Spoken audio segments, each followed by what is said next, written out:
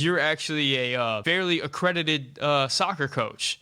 You have some accreditations in the United States, and you're also getting some over in England. So I'm curious if you notice a difference in the approach to the teaching side of the game whenever you're taking these classes to get these accreditations between the teaching that you're receiving in the United States to get USSF as opposed to the Europa accreditations.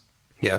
So for that question is really interesting because it is very apparent from the first moment you take an FA coaching license that the approach is the foundation to the approach is making sure that the players, the coaches, and everyone involved in that player's development loves the game and is involved in that development.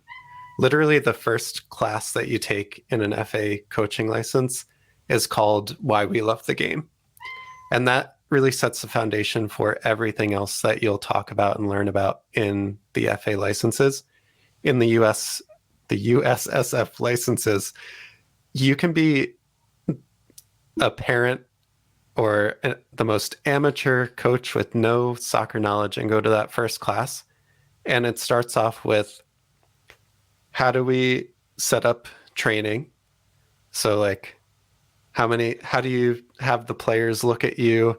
How do you accelerate your voice out to the players? How do you set up like how 1v1s and then small sided games move into full games? Like, it's all very, how do you manage the Mm-hmm. practice and how do you manage the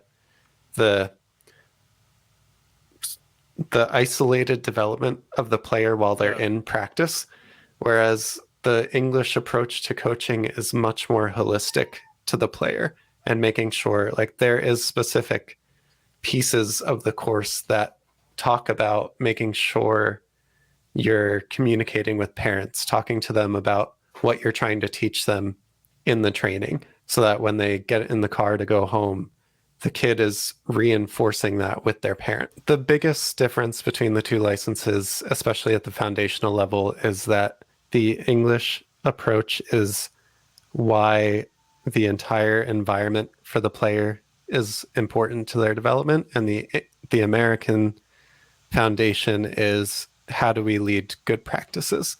Mm-hmm. And once I got into the second layer of licenses, it does get a bit closer to true player development, certain styles of coaching, and how you can build in that tactician versus player development versus youth development.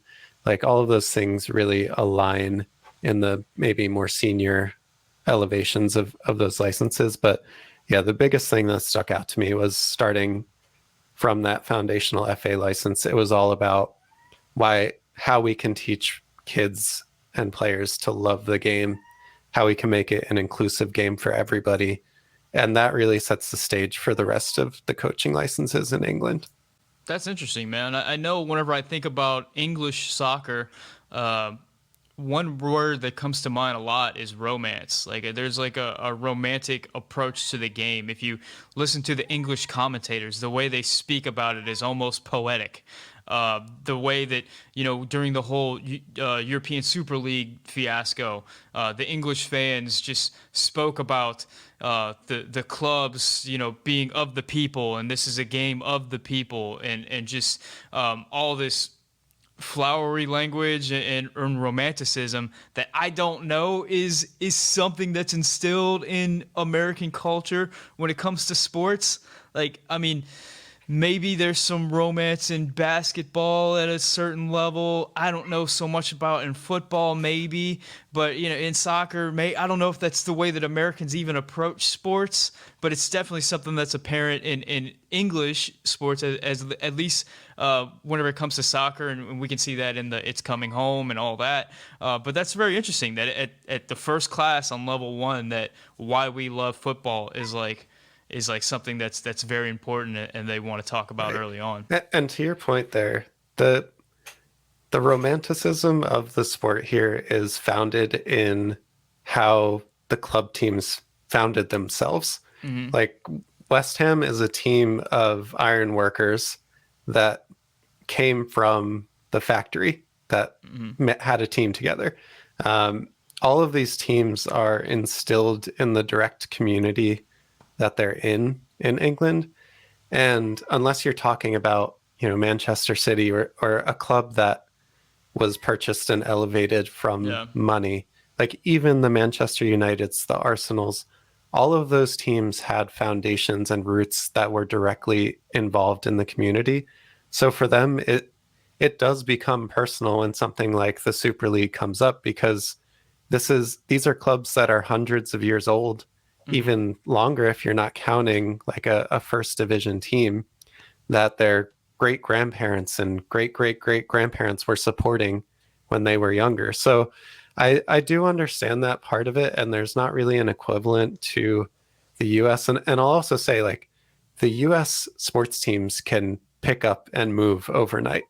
They Hmm. can just move to a new location, be in a new town, rebrand themselves. That's not really the case in England or European football in general. You really have to dissolve an entire club. Or, I know this is kind of hypocritical, I realize I'm wearing an RB Leipzig jersey, which purchased a team in Germany in a very low division and then moved them up Yeah. to the Bundesliga. Um, And I know but that AFC Wimbledon story, like that was a team mhm, that in England that actually moved places, but that's kind of a whole different discussion. I'm yeah, sorry to cut you off. no, but you'll find people that when I ask them what team they support, and I'm expecting everyone to support a Premier League team, they'll say Yeah. Portsmouth because that's where I grew up, and that's the team that they watch and the game that they watch every weekend. They pay attention to what happens in the Premier League and they'll watch a big game, but it's Portsmouth to them.